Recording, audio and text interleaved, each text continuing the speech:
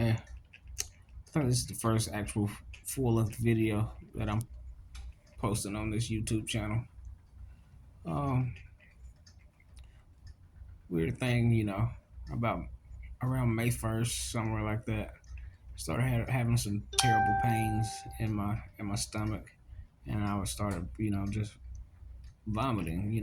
Not like directly after I eat, but maybe a few hours. But the pain in my stomach was just terrible. So I went to the hospital, and they really didn't have a clear answer besides just you got some kind of blockage. So I would leave, based on just sitting there, no real progress being made. I don't know if I was just being impatient or if the anxiety had got to me too much. It was just, I don't know, it's kind of scary. So I go through this process a couple of times, and eventually, you know, I uh, I end up going to a different hospital, a town over.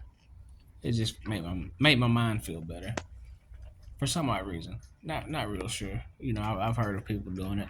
First time like really being like sick in my life. Usually just get like the random little bumps and bruises.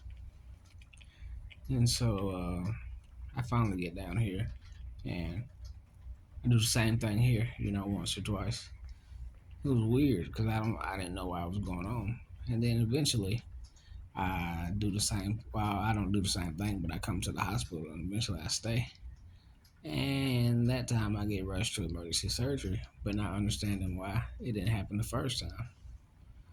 And so once I had my first surgery, you know, I had my second.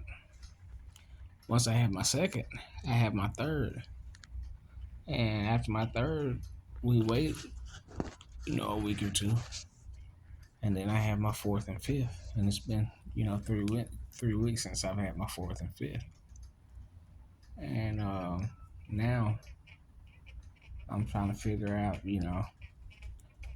how my life went from, just a normal person to I don't know the next time I'm gonna get to work physically, in less than 3 months.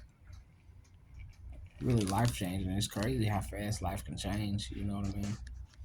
And then you end up going, you know, to trying to figure out how to survive, in a room like this. And it's not quite, a prison cell, but at the same time, I have to learn how to turn this into, some kind of form of income.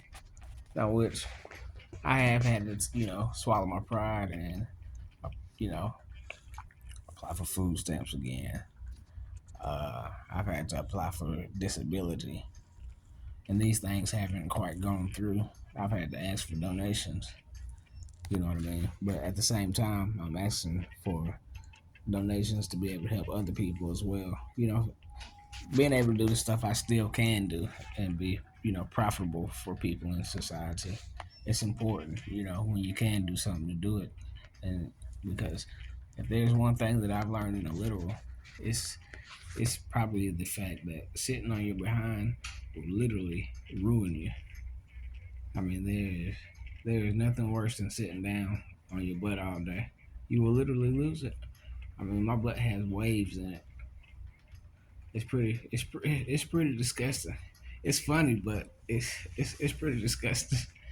But it just reminds me. This whole situation kind of reminds me of like the most important things that you can have in life, and it's probably a will to succeed, a will for other people to succeed, and the ability to oversee some of these things and make sure these things happen.